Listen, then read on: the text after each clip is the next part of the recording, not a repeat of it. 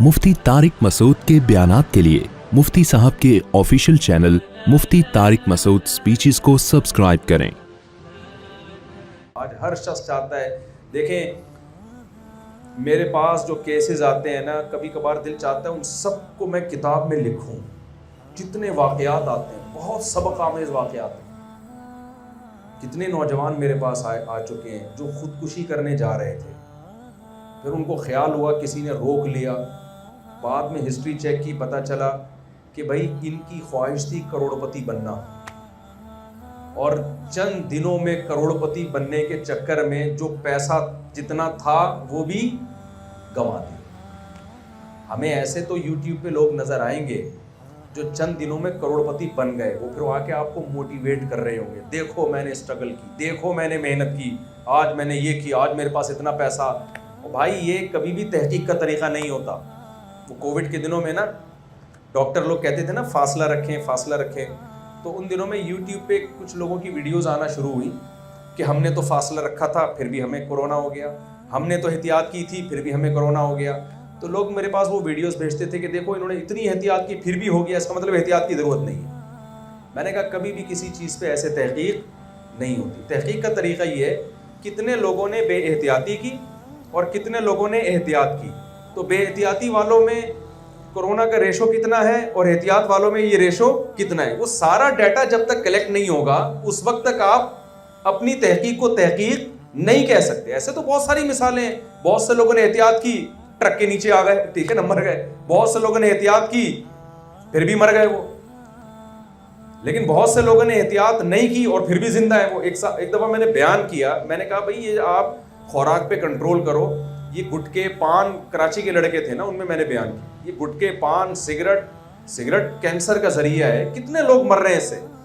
तो एक साहब बयान के बाद है कि मेरे नाना जो है 90 साल के हो गए, गुटखा भी खाते हैं और चेन स्मोकर है, दे दनादन सिगरेट भी पीते हैं, गुटखा वो खाते हैं, निस्वार वो खाते हैं, पान वो खाते हैं, और आज भी अपने पाँव पे चल के बाजार जाते हैं। इसका मतलब ये कुछ भी नहीं है। मैंने कहा भाई तहकीक इसको नहीं कहते। तहकीक इसको कहते हैं कि सारे चेन स्मोकर और गुटके पान वालों को आप जमा करें और फिर उनमें देखें आपके नाना जैसे कितने हैं। वो 1% होंगे, 99% इंतकाल कर चुके होंगे, 60-65 में दुनिया से जा चुके होंगे। तो एक आध तो होता है ऐसे, 2-4 लोगों को देख के थोड़ी कभी तहकीक की बुनियाद रखी जाती है। तो दौलत कमाने, जो मैं बता रहा था ना, खुदकुशी करने के लिए उन्होंने कोशिश की, अचानक मालदार बनने की कोशिश की उन्होंने, नहीं बन पाई। यूट्यूब पे देख देख के ना, वो फला आदमी है जो इतना करोड़पति, फला ऐसी गाड़ियों में घूम रहा है, फला की ऐसी लग्जरी लाइफ।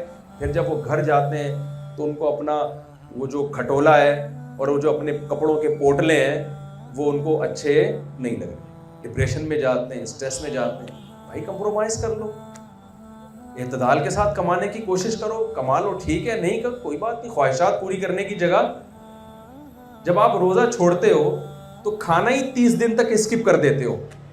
तो जो आदमी खाना ही कुर्बान करने का जज्बा पैदा हो तो उसको दाल फिर अच्छी लगेगी नहीं लगेगी कि यार, तो जब मेरे अंदर ये कंट्रोल है कि मैं खाए बगैर जिंदा रह सकता हूं, तो अगर दाल मिल रही है तो फिर ज्यादा बड़ी नेमत है। जब भी इंसान अपने से कम का सोचता है ना, तो जितना मिल रहा होता है उस पे वो खुश होता है, और जब अपने से ऊपर का सोचना शुरू कर देगा तो स्ट्रेस और डिप्रेशन के अलावा कुछ भी हासिल नहीं हो। तो इसी महीने 2 केस खुदकुशी के आ चुके हैं मेरे पास।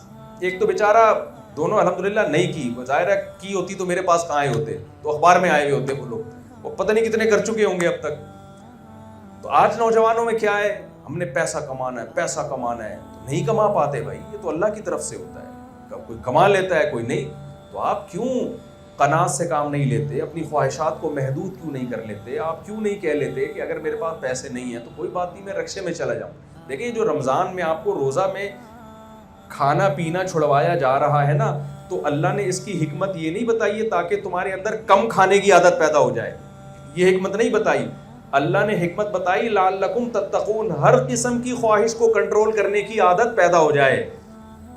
अगर तुम्हारे में ख्वाहिश है कि तुम्हें लैंड क्रूजर में घूमने का शौक है और पैसे नहीं है, तो तुम्हें अपनी इस ख्वाहिश पे कंट्रोल करने की आदत पड़ जाए। अगर तुम्हारी ये ख्वाहिश है کہ میں 1 کروڑ روپے مہینے میں کمایا کروں اور نہیں کما پا رہے تو تمہیں اپنے اس خواہش پہ کنٹرول کرنے کا تمہارے اندر طاقت پیدا ہو جائے, جتنا ہے اس پہ راضی ہو جاؤ. کھانا چھڑوایا جا رہا ہے, مقصد صرف کھانا چھڑوانا نہیں ہے, مقصد ہے آپ کو آپ کی مرضی کے خلاف چلنے کی عادت پڑ جائے. میں سمجھا پا رہا ہوں اپنی بات کہ نہیں سمجھا پا رہا؟ تو اب کرنا کیا ہے رمضان میں؟ آخری بات, یہ رمضان اس جذبے سے گزارنا ہے کہ میں نے اپنی خواہشات کو کنٹرول کرنا. اچھا, یہ بھی ایک اسلام کا حسن ہے. دنیا میں بہت سے مذہب ایسے ہیں جو آپ سے آپ کی ہر حلال خواہش چھڑوا دیتے ہیں. ہندوؤں میں آپ نے دیکھا ہوگا کرالنگ کرتے ہوئے جا رہے ہیں, لمبی لمبی, کپڑے نہیں پہن رہے اور گوشت نہیں کھا رہے. ایک صحابی نبی کے پاس آئے, یا رسول اللہ, حضرت عائشہ سے فرمایا کہ میں تو کبھی بھی زندگی میں گوشت نہیں کھاؤں گا, اس لیے کہ یہ تو لذیذ چیز ہے, تو اپنی خواہشات کے خلاف چلوں گا. تو آپ صلی اللہ علیہ وسلم نے اس عمل کو پسند نہیں کیا, اس لیے کہ اسلام یہ دین فطرت ہے. اللہ تعالیٰ کہتے ہیں یہ چیزیں میں نے تمہارے لیے پیدا کی ہیں, تو میرا مقصد تمہیں یہ چیزیں چھڑوانا نہیں ہے. مقصد یہ ہے کہ ان چیزوں میں پڑھ کے اللہ کو نہ بھول جاؤ اور ان چیزوں میں پڑھ کے خواہشات کے غلام نہ بن جاؤ. غلام بنے ہوئے آج ہم خواہشات کے. کتنے کیسز آتے ہیں نا, شوہر مالدار تھا, ذرا سا غریب ہو گیا, بیگم بھاگ گئی, خلا لے لیا, برداشت ہی نہیں ہو رہا. بیگم میں تھوڑا سا کوئی عیب پیدا ہو گیا تو بھائی شوہر کو چاہیے گزارا چلا یار, کوئی بات نہیں, دنیا مسافر خانہ ہے, یہ خواہشات پوری کرنے کی جگہ تھوڑی ہے نہ. وہ ڈپریشن میں چلا گیا. ابھی ریسنٹلی 1 ہفتہ پہلے ایک صاحب آئے, مجھے کہنے لگے, میں لڑکا تھا نوجوان, میں بہت ٹینشن میں. میں نے کہا کیا ہو گیا؟ کہہ رہے میری شادی 1 سال ہو گئی ہے لیکن مجھے بیوی پسند نہیں ہے. 1 سال ہو گیا, بچہ بھی ہو گیا, مگر مجھے اپنی وائف پسند نہیں. تو میں نے کہا کیا 1 سال چھوڑو یار, سب کو تھوڑی پسند ہوتی ہے, کسی کو خوبصورت مل جاتی ہے, کسی کو درمیانی مل جاتی ہے, اور سال ہو گیا, بچہ ہو گیا, اب تم کہہ رہے ہو. خیر میں نے تو پھر اس کو وہی فسادیوں والا مشورہ دیا کہ ایک اور کر لو, لیکن یہ کہ ابھی میں خواتین بھی بیان سن رہی ہیں, یہاں وہ والے مشورے نہیں دوں گا میں. لیکن وہ اتنی ڈپریشن میں, اتنی اسٹریس میں. بھائی اس کی علامت ہے کہ آپ دنیا کو خواہشات کی جگہ سمجھتے ہو. میں نے کہا یار کل تمہاری بہن بیٹی ہو اور بہنوں یہ 1 سال کے بعد بولے مجھے آپ کی بہن پسند نہیں آ رہی, اور طلاق دے کے گھر بٹھاتے, کیا گزرے گی باپ کے اوپر؟ آج کل طلاق یافتہ لڑکیوں کا ہماری سوسائٹی میں کیا حشر ہوتا ہے. تو گزارا چلاؤ بھائی نہ.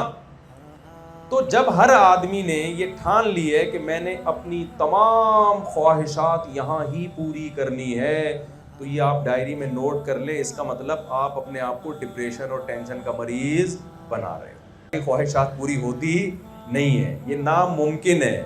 ایک خواہش پوری ہوگی وہ 10 انڈے بچے پیدا کر کے جائے گی, اور پھر وہ جب پوری کریں گے تو وہ 100 خواہشات جنم دے کے جا رہی ہو.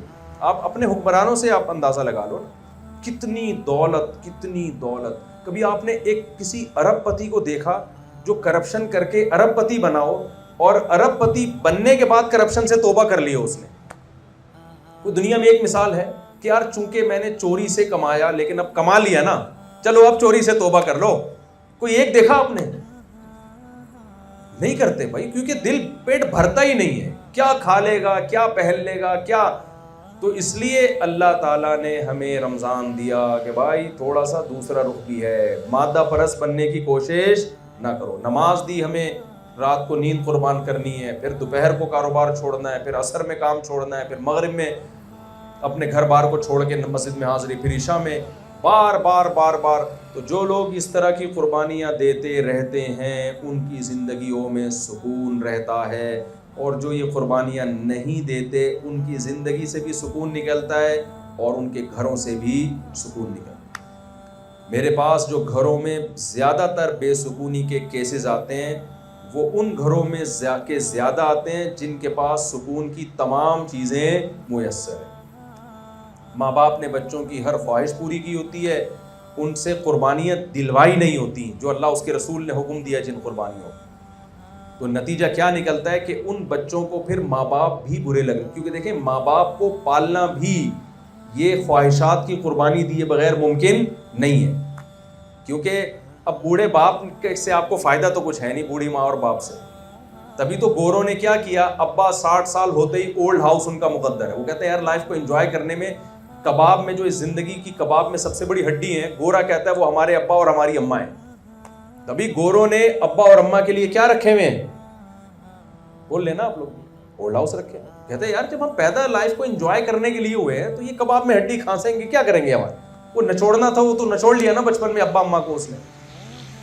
تو ماں باپ کو بھی وہی رکھے گا بڑھاپے میں جس کو اپنی خواہشات پہ کنٹرول ہوگا، وہ غیرت اور حمیت کی بیس پہ قربانی دے گا. میں ایسے ایسے لوگوں کو جانتا ہوں 10 سال سے ابا کو لقوا ہوا ہے، کوما میں گئے ہوئے ابا سوری، اور 10 سال ہو گئے وہ بیڈ پہ بیٹا ان کی خدمت کر رہا ہے.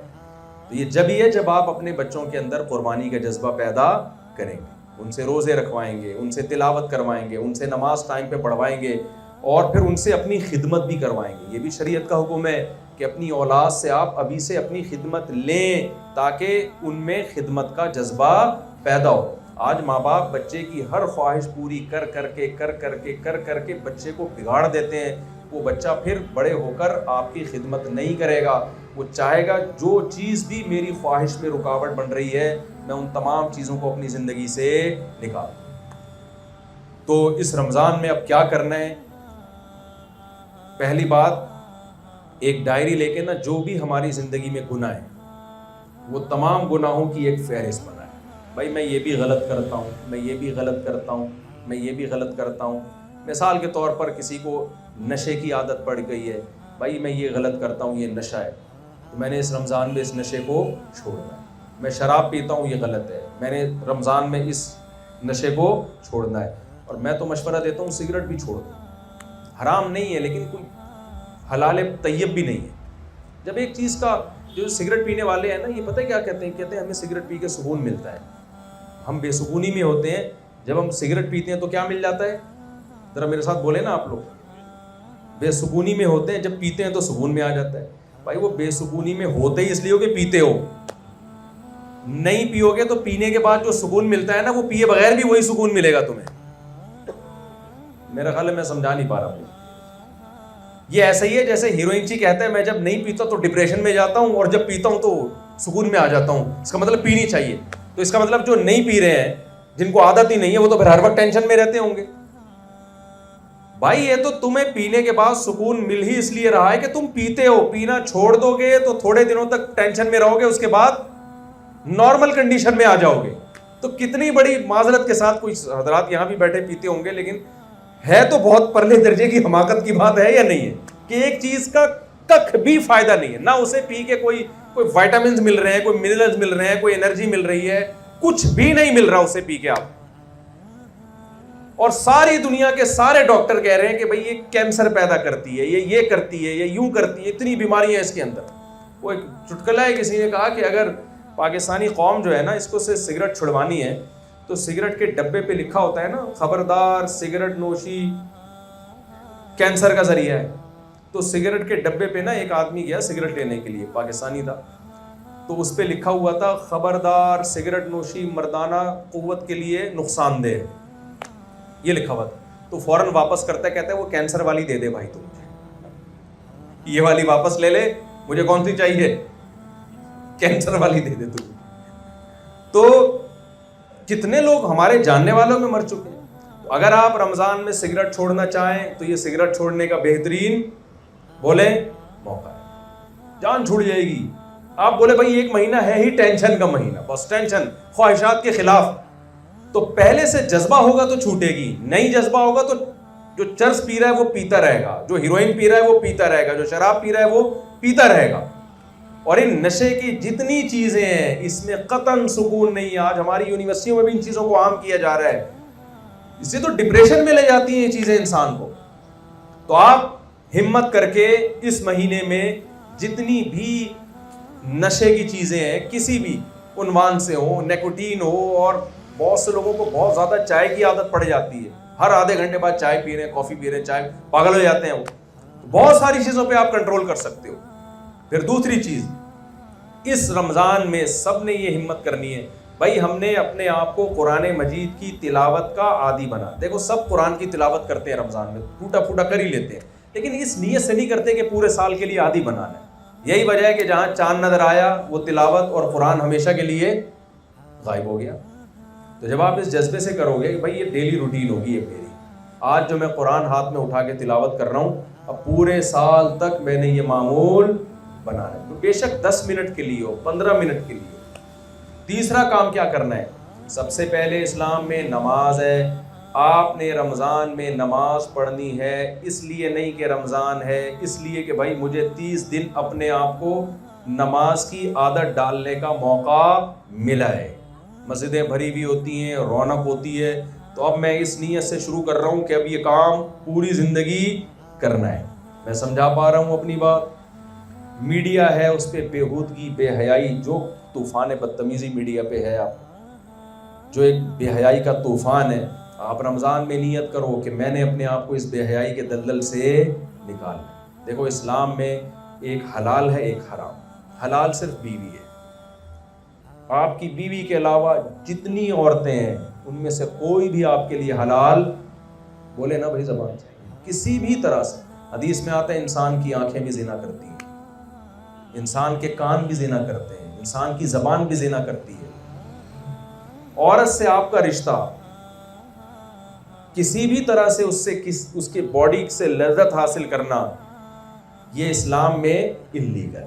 اللہ نے الا علی ازواجہم، آپ کے لیے باؤنڈری بنا دی ہے، تبھی تو گوروں کا سارا خاندانی نظام کیا ہو گیا؟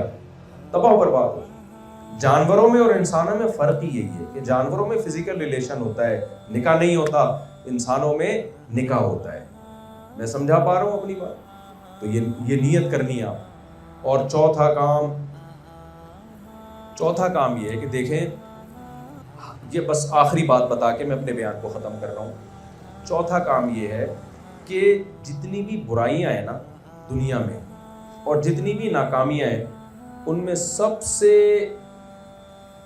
جو برائی ہے نا، جو تمام برائیوں کی جڑ ہے، وہ ہے کم ہمتی، سستی، کاہلی اور کم ہمتی۔ کتنے لوگ بہت کچھ کرنا چاہتے ہیں، ان سے ہو نہیں پاتا۔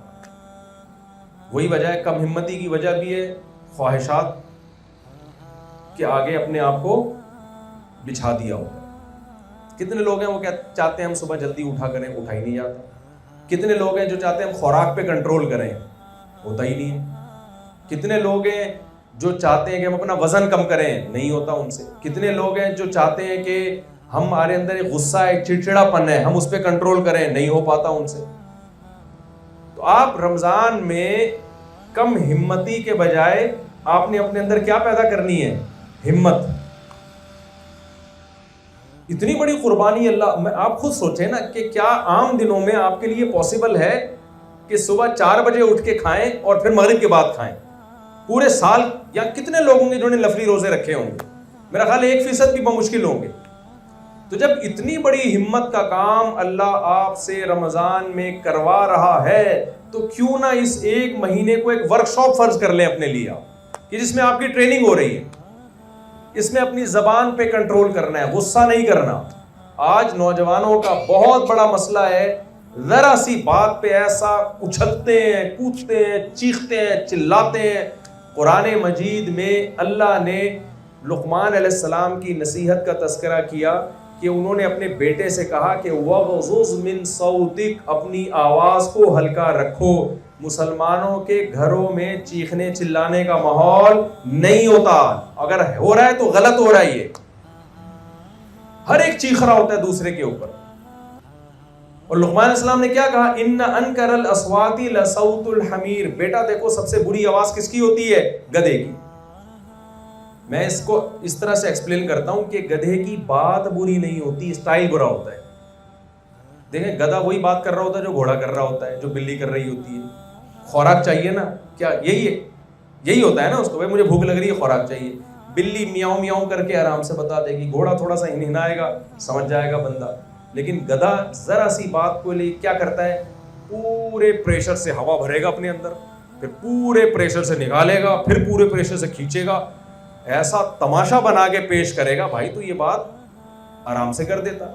میں ایک دفعہ کہیں کسی خطیب کو سن رہا تھا بیان میں، وہ بیان میں نا میں جب بیٹھا تو ایک تو مائک کی آواز بہت تیز تھی، پھر وہ اتنا گلا پھاڑ کے بیان کر رہے تھے کہ میرے کان بجنا شروع ہو گئے۔ تو انہوں نے بیان میں کہا حضرت علی نے فرمایا، ایسے چیخے نا، مجھے خیال ہوا میں ان کے پاس جا کے کہوں کہ کیا حضرت علی نے اتنا زور سے فرمایا تھا؟ جیسے حضرت علی نے آرام سے فرمایا تھا تو آپ بھی اسی طریقے سے یہ بات بولے بھائی آرام سے فرما دینا.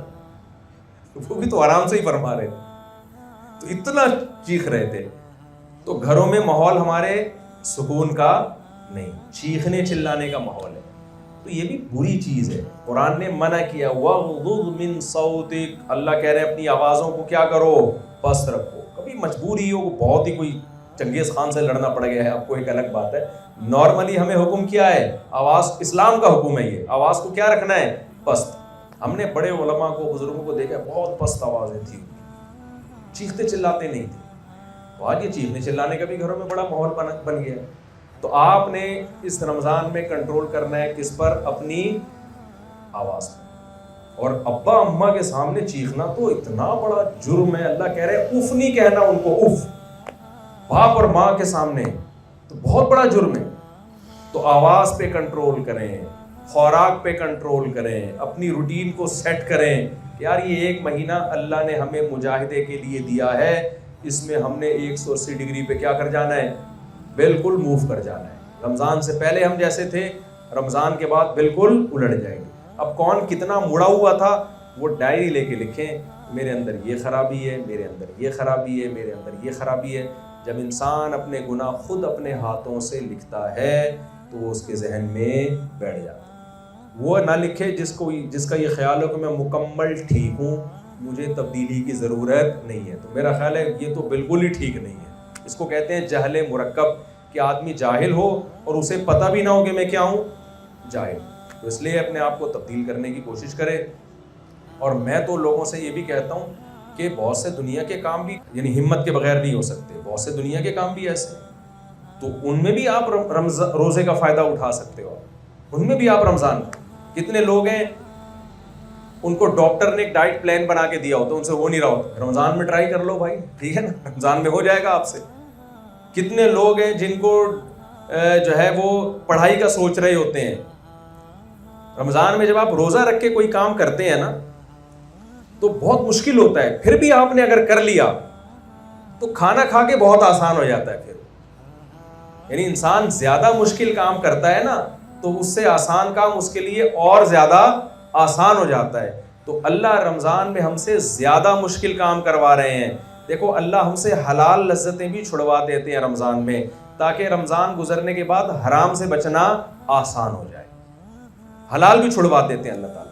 تو انہی الفاظ کے ساتھ میں اپنی بات کو ختم کرتا ہوں، اور اللہ تعالیٰ اس رمضان کو ہمارے حق میں نعمت بنائے. تراویح کی پابندی کریں، کچھ اللہ کے سامنے کھڑے ہونا سیکھیں. تراویح میں فائدہ کیا ہوتا ہے، جب اتنی لمبی لمبی رکعتیں پڑھتے ہیں نا تو فرض نماز پڑھنا، آپ دیکھیں رمضان گزرتے ہی عشاء اتنی ہلکی لگنا شروع ہو جاتی ہے، اسے لگتا ہے یار یہ تو کوئی مسئلہ ہی نہیں ہے، ہم نے خام خام اس کو ٹینشن لی ہوئی تھی. 4 فرض پڑھے، 2 سنت اور 3 وتر پڑھے، ختم. جب آپ پورا مہینہ تراویح پڑھیں گے، جو اتنی لمبی لمبی تراویح ہوتی ہے، عشاء کے تو 4 فرض، 2 تراویح تو 20 رکعتیں ہوتی ہیں تراویح. خیر، تو ابھی وہ میں رکعتوں والے پھڈے میں نہیں پڑھنا چاہ رہا. آپ پڑھیں، ٹھیک ہے نا. تو اس کا فائدہ کیا ہوگا، جب 1 مہینہ یہ ٹینشن اٹھائیں گے تو اس کے بعد عشاء کیسی لگے گی آپ کو، بہت ہلکی لگے گی. تو آخری بات، بس سچی مچی کی آخری، جو کام مشکل لگ رہا ہو نا اس سے ڈبل مشکل ایک دفعہ کر لو. ہمارے ایک دوست نے مجھے بتایا کہ مجھ سے نوافل نہیں پڑھے جاتے تھے نا، سنتیں نوافل، بالکل ہمت نہیں ہوتی. تو کہہ رہے ہیں مجھے کسی نے، میرے استاذ نے کہا کہ آج تم نیت کرو 100 رکعت نفل کی، 100 رکعت ایک دفعہ میں پڑھ لو.